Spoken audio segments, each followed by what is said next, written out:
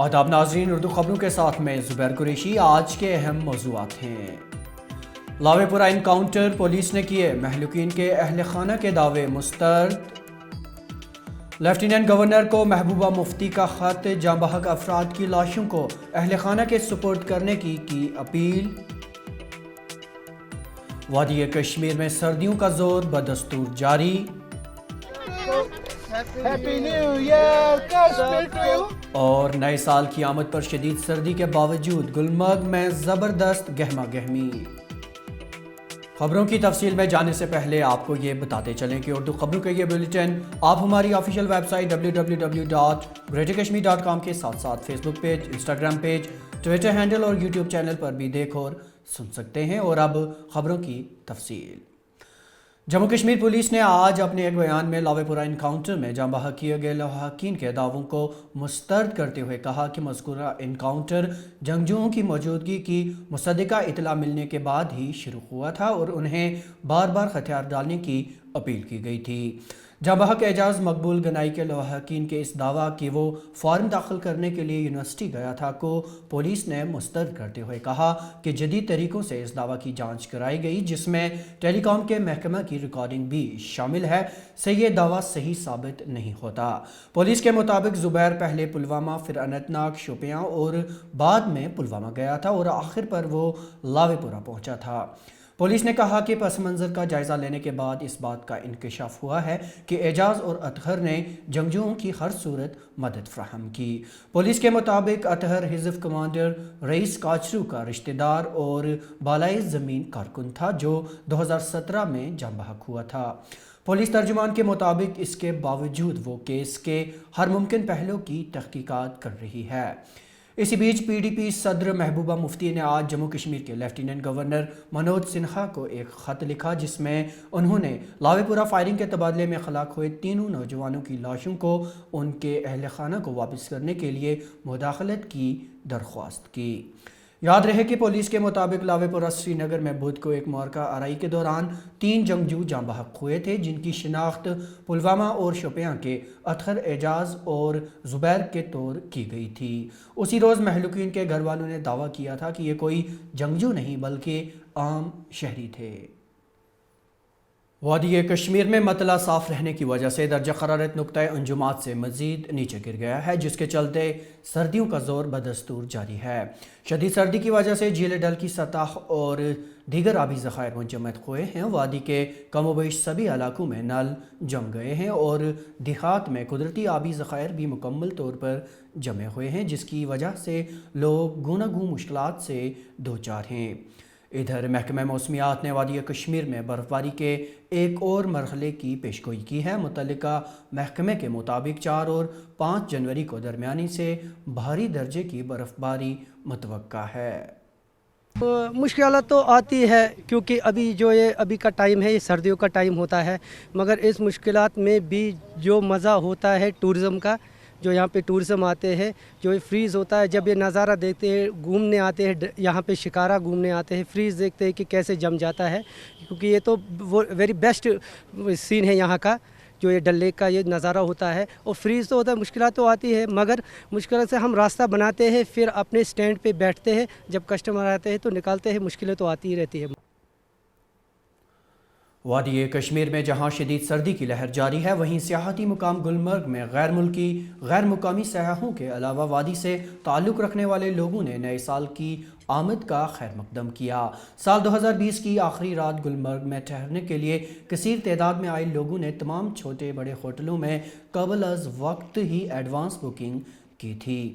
کل ہزاروں لوگ گلمرگ وارد ہوئے، جس سے وہاں زبردست گہما گہمی دیکھنے کو ملی۔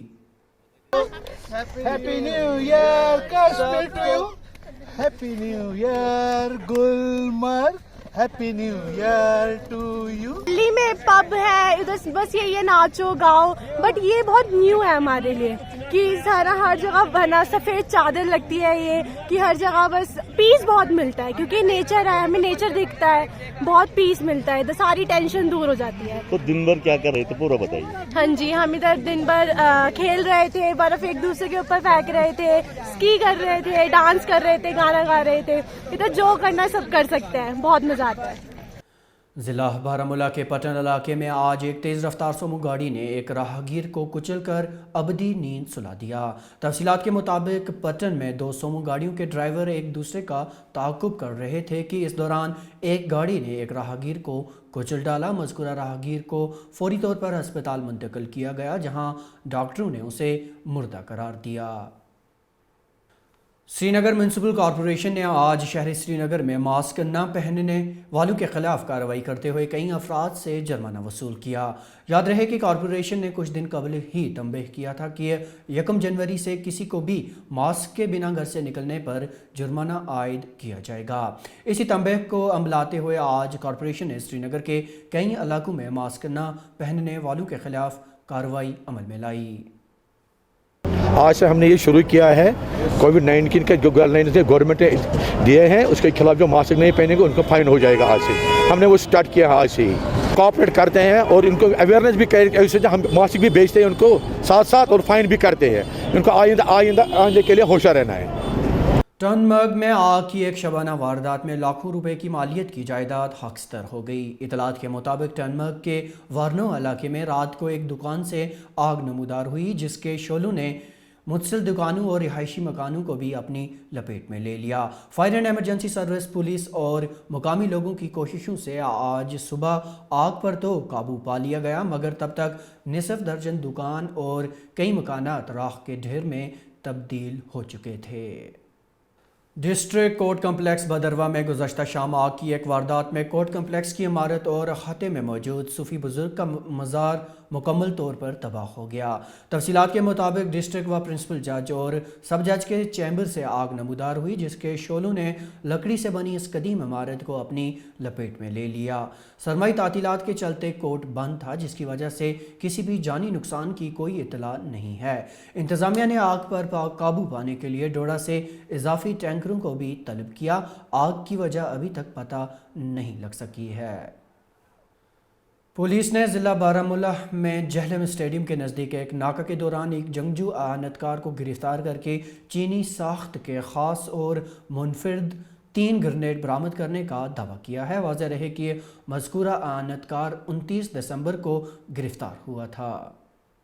سری نگر کرگل شاہراہ پر زوجیلا پاس 31 دسمبر تک سول ٹریفک کے لیے کھلا رہا۔ بیکن کے مطابق ایسا پہلی بار ہوا ہے کہ یہ پاس 31 دسمبر تک کھلا رہا۔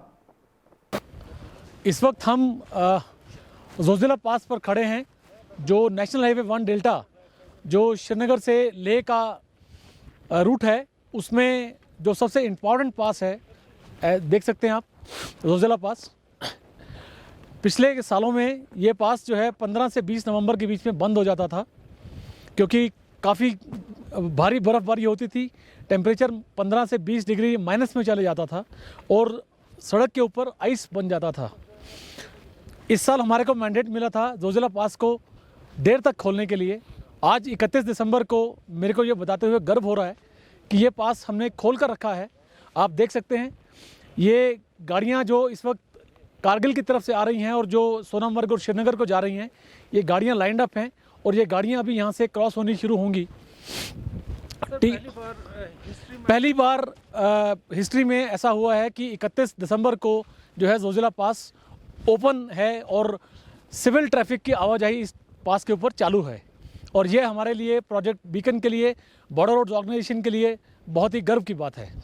تو اب تک کی خبروں میں ناظرین اتنا ہی۔ اجازت لینے سے پہلے آپ کو بتاتے چلے کہ اردو خبروں کا یہ بلٹن آپ ہماری آفیشیل ویب سائٹ www.greaterkashmir.com کے ساتھ ساتھ Facebook page, Instagram page, Twitter handle اور یوٹیوب چینل پر بھی دیکھ اور سن سکتے ہیں۔ اس کے ساتھ ہی اپنے میزبان زبیر قریشی اور جی کے ویب ٹی وی کی پوری ٹیم کو دیجیے اجازت۔ خدا حافظ۔